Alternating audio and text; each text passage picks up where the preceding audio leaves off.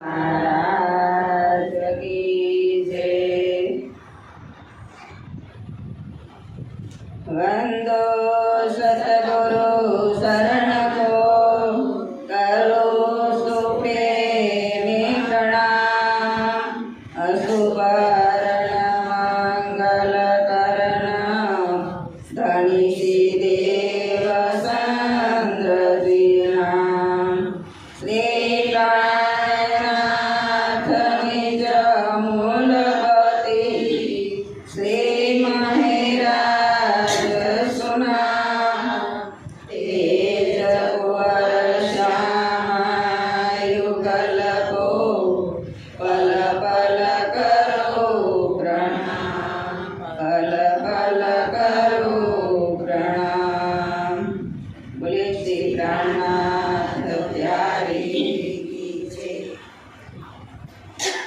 पहले आप पैसानो रे साधु, पहले आप पैसानो।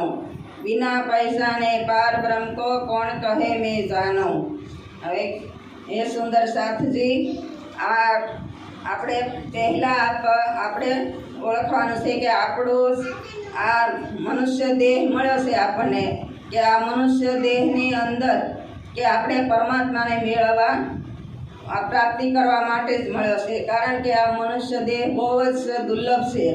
તો આ મનુષ્ય દેહથી જ આપણે પારબ્રહ્મ પરમાત્મા ઓળખાય કે આપણે કેવી રીતે આપણે પરમાત્માને ઓળખવા, કે આ કોણ છું, ક્યાંથી આવ્યો છું, મારા આત્માનો માલિક કોણ છે।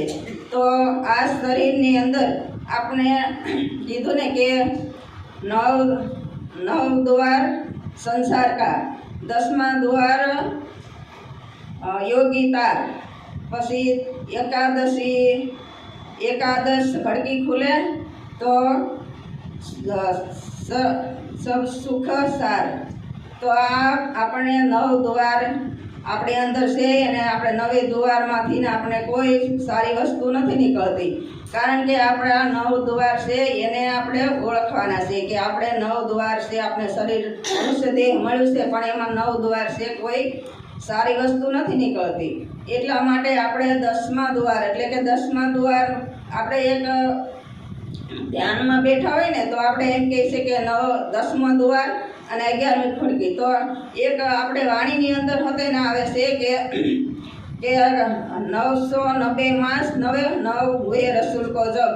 તો આપણે એક આ 990 માસ રસૂલ કો હોય જબ, કારણ કે 900 વર્ષ આપણે વીતી ગયા ને કે પેલા મોહમ્મદ સાહેબ આવ્યા, પછી આ પારબ્રહ્મ પરમાત્મા પોતે પ્રાણનાથ આ દેવચંદ્રજી આપણા આ સંસારની અંદર આવ્યા કે રાસ ખેલ કે આયે બરાબર શામ। તો રાસમાંથી ને આપણે પેલા પરમધામમાં જે ખેલ કરતા હતા તે પરમધામથી આપણે રાજ્ય આપણને ખેલ જોવા માટે મોકલ્યા। તો પહેલાં આપણને વ્રજમાં મોકલ્યા, પછી રાસમાં મોકલ્યા, કારણ કે વ્રજમાં 11 વર્ષ 52 દિવસ, કારણ કે રાસમાં 11 વર્ષ 52 દિવસ તાપ વિશે પાસે વંદરાવન। તો વંદરાવનની અંદર આપણે પહેલાં તો આપણે 11 વર્ષ લીલા કરીને વ્રજની અંદર કે કાલમાયા બ્રહ્માની અંદર, પછી આપણને રાજ્ય, કારણ કે ત્યાં 11 વર્ષ સુધી તો આપણે લીલા કરી બાલ સ્વરૂપે, પણ શ્રી કૃષ્ણ 11 વર્ષના થયા ને તો એણે કીધું કે સખીઓ હાલો આપણે વંદરાવનમાં જઈ। તો આપણે સખીઓએ એમ કીધું કે અમે તો કુલવંતી નારી છે, અમારે તો સાસુ સસરા, અમારા કુટુંબ કબીલા, અમારા પતિ, હવે તું તો મોટો થઈ ગયો, હવે અમે તારી સાથે ન આવીએ કે। તો આપણે એવું કહીને તો પછી 11 વર્ષ અને 52 દિવસ ગયા ને પછી શ્રી કૃષ્ણએ જે વાંસળી વગાડી તો આપણે, કારણ કે પહેલાં તામસી સલી પછી રાજસી અને પછી સ્વાતેસી, કારણ કે તામસી તો એકદમ દોડીને પહોંચી ગઈ, અને જે રાજસી હતી થોડાક શૃંગાર કરવા બેઠી, અર્ધ શૃંગાર કર્યા અને પછી પૂરેપૂરા શૃંગાર સ્વાદશી કરવા બેઠી તો એના તો ઘર બાર બધા બંધ થઈ ગયા. પછી આપણે એનાથી વંદરાવન ગયા. પછી વંદરાવન થઈને રાસમાં ગયા. તો રાસમાં આપણે એક રાત, કારણ કે બ્રહ્મા નારાયણ અને બ્રહ્માની જે એક રાત છે એ એવી અનંત રાત રાસની છે. તો એ રાસ રમીને આપણે પરમધામની અંદર ગયા. તો પરમધામની અંદરથી આપણે, કારણ કે ત્યારે આપણી ઈચ્છા પૂરી ન થઈ એટલી ખબર પડી કે પરમાત્મા મારા આ ધણી છે, પણ ઘરની શુદ્ધ નહોતી. તો એ ઘરની શુદ્ધ કરવા માટે આપણે આ જાગણી બ્રહ્માંડની અંદર આવ્યા કે રાસ ખેલ કે રાસ ઉમેદા રહી તો બ્રહ્મ સૃષ્ટિ આવી તો આમે સુરત આવી સામાજિક સાર મતો મહેતા ઘર અવતાર. તો અહીંયા આપણે જાગણી બ્રહ્માંડમાં આવ્યા. તો પહેલાં દેવચંદ્રજી મતુ મહેતાને ઘેરે આવ્યા અને આપણે એની સાથે 12,000 સખીઓ આવ્યા. અને 12,000 સખીઓ ને, કારણ કે ત્યારે પૈસા નહોતી, તો સદગુરુ આવીને કીધું કે હું કોણ છું, ક્યાંથી આવ્યો છું, મારા આત્માના માલિક કોણ છે. તો એને એવો વિચાર આવ્યો, કારણ કે 11 વર્ષે એને વિચાર આવ્યો કે હું કોણ છું, ક્યાંથી આવ્યો, મારા આત્માનો માલિક કોણ. તો આપણે એક વિચાર કરવો જોઈએ કે હું કોણ છું, કે હું તો એક બ્રહ્મ આત્મા છું.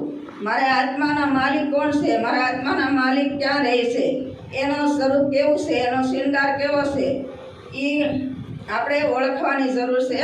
તો આ ઓળખાઈ જાય તો આપણને ખબર પડી જાય કે આપણા આત્માનો માલિક એક પરમાત્મા છે. તો ગીતાજીની અંદર કીધું સર સર્વાણી ભૂતાની કોટક અક્ષર સંતે. તો એક સર પુરુષ છે, એક અક્ષર પુરુષ છે ને એક અક્ષરાતીત છે. તો આ એક અક્ષરાતીત, કારણ કે અક્ષરાતીત છે પરમધામમાં અખંડ છે, અને અક્ષર છે યોગમાયા બ્રહ્માંડમાં લીલા કરે છે, અને સર પુરુષ છે એ આ 14 લોક બ્રહ્માંડના માલિક છે, કારણ કે એ વૈકુંઠના માલિક છે. તો આ 14 લોક બ્રહ્માંડ અને આ એનાથી ઉપર અક્ષર, અક્ષરની ઉપર અક્ષરાતીત. તો આ એક અક્ષરાતીત એક જ પૂર્ણ બ્રહ્મ પરમાત્મા એ પરમાત્મા છે, કારણ કે એ અક્ષર છે. તો અક્ષરને, કારણ કે અક્ષર કો વિલસ્યુ મન 5 તત્વ 14 ભવન આમે મહાવિષ્ણુ મન થે ત્રિગુણ થીસર સબ ઉત્પન્ન. તો આ અક્ષર બ્રહ્મના એક પલકારામાં કરોડો બ્રહ્માંડ બને છે અને મીટે છે.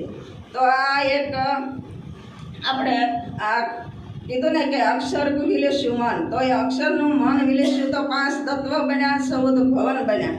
તો 14 બ્રહ્માંડ એમાં એક બ્રહ્મા વિષ્ણુ ને મહેશ, અને એમાં થીરસર સૌ ઉત્પન્ન. આપણે બધા જીવ છે આ બ્રહ્માથી જ ઉત્પન્ન થયા છે, કારણ કે આ આપણે જીવ છે. તો જીવને આપણે ઓળખવાનું કે આ જીવ આ શરીરની અંદર આવ્યો. તો આ જીવનું ઠેકાણું ક્યાં છે? તો જીવનું ઠેકાણું છે ક્યાં છે કે આદિનારાયણ છે. એ આદિનારાયણ પણ ધ્યાનમાં જ બેઠા છે. આદિનારાયણ જે આ સૃષ્ટિ રચના કરે છે, તો એ જ આપણે નારાયણની અંદર જ આપણે ભળી જાવ, કારણ કે આદિ નારાયણ કહો કે આધ નારાયણ કહો કે શેષ નારાયણ કહો, બધા એક જ નારાયણ છે.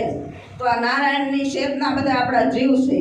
તો આ જીવ ક્યાં પહોંચશે કે આદિ નારાયણની અંદર અટકી જાય, કારણ કે જ્યાંથી ઉત્પન્ન થયો છે એને અટકી જાય. તો એક આત્મા છે ને, આત્મા એક જ અખંડ છે, કારણ કે આ સંસારનું ઝાડ છે. તો એમાં 2 પક્ષી છે, એક જીવ અને એક આત્મા. તો એક આત્મા છે એ દ્રષ્ટા છે, અને જીવ છે એ ભોગતા છે.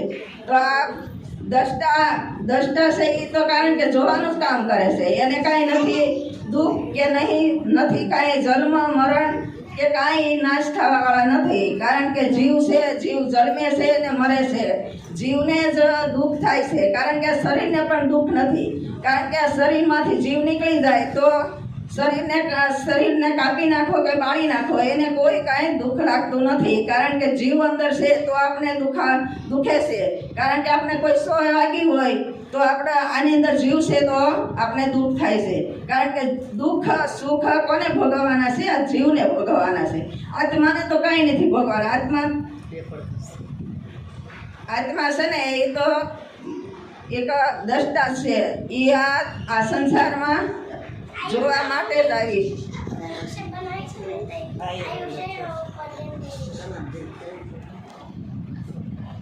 तो दुख से विरह उपजे, विरह प्रेम इश्क, इश्क प्रेम जो बाया तो नहीं से मिलिए हक.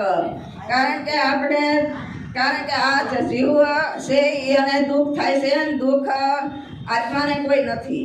કારણ કે આ જીવ છે ને એ જ જન્મ મરણના 84 ચક્રમાં આવે છે અને જાય છે. પ્રણામજી.